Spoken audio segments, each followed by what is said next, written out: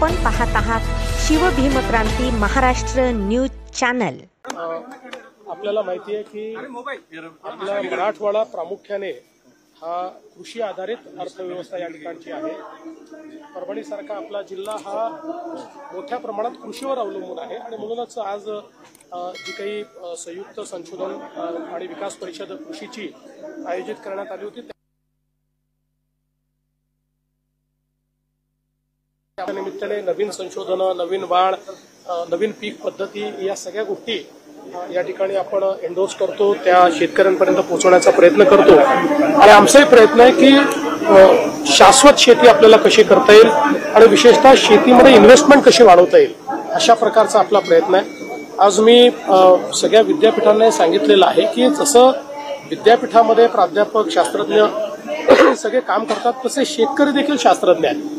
अनेक शेतकरी अशा प्रकारचं त्या ठिकाणी वाण तयार करतात किंवा नवीन क्रॉपिंग पॅटर्न, एक पीक पद्धती तयार करतात की ज्याच्यामुळे उत्पादकतेत वाढ होते, ज्याच्यामध्ये एक प्रकारे त्याची जी काही इनपुट कॉस्ट आहे ती आपण कमी करू शकतो। तर अशा शेतकऱ्यांना निवडून दरवर्षी किमान 5 शेतकऱ्यांना मानक कृषी संशोधक अशा प्रकारची पदवी आपण दिली पाहिजे असं मी आज सगळ्या विद्यापीठांना विनंती केलेली आहे। माननीय कृषी मंत्री जे आहेत ते या विद्यापीठांचे चान्सलर असतात, त्यामुळे ते स्वतः याच्यामध्ये लक्ष घालतील। एकूणच आमचा प्रयत्न आहे की कृषी क्षेत्रामध्ये शाश्वतता यावी आणि तिथली इन्व्हेस्टमेंट वाढावी।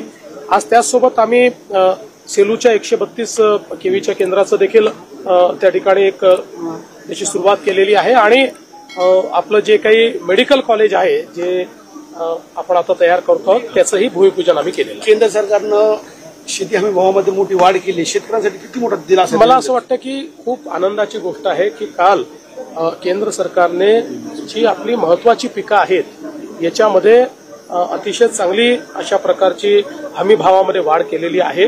निश्चितपणे याचा शेतकऱ्यांना फायदा होईल आणि जेव्हा केंद्र सरकार हमी भावात वाढ करतं तर त्याचा एक मार्केट इंटरव्हेन्शनमुळे मार्केटवरही त्याचा परिणाम होतो, त्याच्यामुळे बाहेरही मग त्या पद्धतीनं जी काही त्याच्या किमती आहेत त्या वाढत जातात आणि म्हणून फार चांगल्या प्रकारचा निर्णय आम्ही याचं स्वागत करतो। 20 वर्ष काँग्रेसमध्ये असलेले सत्यजित तांबे राहुल गांधींवरती टीका करतायत की ते कार्यकर्त्यांना भेटत नाहीत म्हणून। बघा, हे सगळं जे काही कार्यकर्ते आहेत ते त्यांचा अनुभव सांगतात। आता शेवटी काँग्रेसची जी काही परिस्थिती आज झाली त्याला काही तर कारणं असतील, त्यामुळे ती काय कारणं आहेत हे हळूहळू आता त्यांचे कार्यकर्ते, जे जुने कार्यकर्ते आहेत ते आता सांगू लागले। सर, परभणीच्या विकासाचा अनुशेष बाकी आहे, निधींना पालकमंत्री केले, पण काय आज जाहीर होणार किंवा या प्रश्नांकडे लक्ष देणार? नाही, जाहीर काय, आम्ही आता मेडिकल कॉलेजचं भूमिपूजनच या ठिकाणी केलं आणि आपल्याला माहिती आहे की किती अडचणीतनं ते मेडिकल कॉलेज तयार झालं, ते कशा प्रकारे ऍक्च्युली अमान्य करण्यात आलं होतं। मग आपण केंद्र सरकारकडे पुन्हा गेलो, केंद्र सरकारला ते समजवलं, त्याचं पुन्हा इन्स्पेक्शन केलं, त्याला नंतर निधी आपण उपलब्ध करून दिला। त्यामुळे मी एवढंच आश्वस्त करतो, ज्या घोषणा केलेल्या आहेत त्या सगळ्या पूर्ण होतात। आदिवासी विभागाचा निधी वाढवल्याचा विरोधक आरोप करतायत लाडकी बहीण योजनेसंदर्भात। पहिल्यांदा तर मी सांगतो की अशा प्रकारचा जो काही आरोप आहे हा पूर्णपणे खोटा आहे, अतिशय चुकीचा आहे। अर्थसंकल्पाची पद्धती ज्यांना समजत नाही अशी मंडळीच असा आरोप करू शकतात।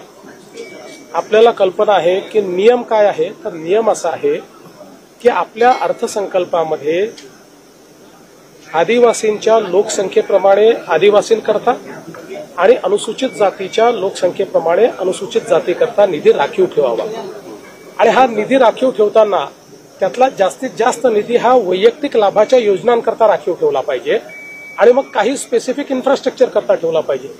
आता लाडकी बहीण ही योजना वैयक्तिक लाभाची योजना आहे, त्यामुळे लाडक्या बहिणीकरता जर तुम्ही निधी दिला तर तो अर्थसंकल्पाच्या नियमाप्रमाणे त्या आदिवासी विभागातच दाखवावा लागेल आणि तो अर्थसंकल्पाच्या नियमाप्रमाणे त्या अनुसूचित जाती विभागामध्येच आपल्याला किंवा सामाजिक न्याय विभागातच दाखवावा लागेल, त्याप्रमाणे तो दाखवला।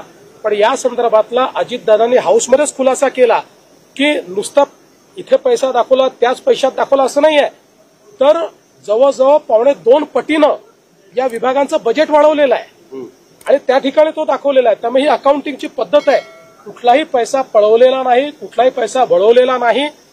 ज्यांना हे समजत नसेल त्यांनी माझ्याकडे यावं, मी त्यांना अर्थसंकल्पाची, कारण मी पुस्तक लिहिलं आहे अर्थसंकल्प कसा वाचायचा, त्यामुळे अर्थसंकल्पामध्ये अकाउंटिंगची सिस्टीम काय आहे हे मी समजावून सांगेल.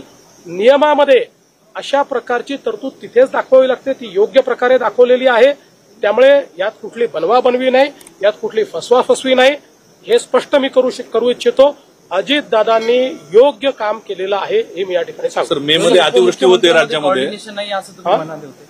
दोन्ही उपमुख्यमंत्र्यांमध्ये कोऑर्डिनेशन नाही असं तुम्ही असं मी कधी म्हटलं? चॅनलमध्ये काय ज्यांना इंग्लिश समजत नाही त्यांना असं वाटतं. सर, राज्यामध्ये पाऊस पडतोय, मोठ्या प्रमाणात नुकसान आहे, मे मध्येच पहिल्यांदा पाऊस पडतोय, तर काय सांगाल सर याच्या नुकसानीच्या संदर्भात? असं आहे की चांगला पाऊस झाला पाहिजे.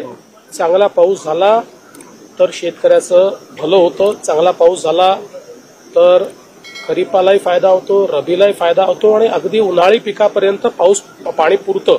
आणि म्हणून पावसाचं आम्ही स्वागतच करतो. पण हे खरं आहे की अतिवृष्टी झाली आहे, काही शेतकऱ्यांचं नुकसान झालेलं आहे. ज्यांचं नुकसान झालं आहे त्यांना आम्ही त्या ठिकाणी मदत करू.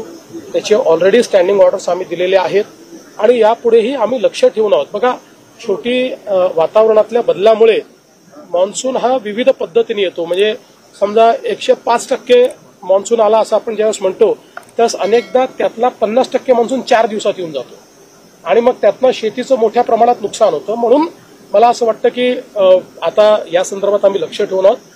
पुढे भविष्यातही काही अशा प्रकारचे अवकाळी आली, काही अतिवृष्टी झाली तर आम्ही मदत करू.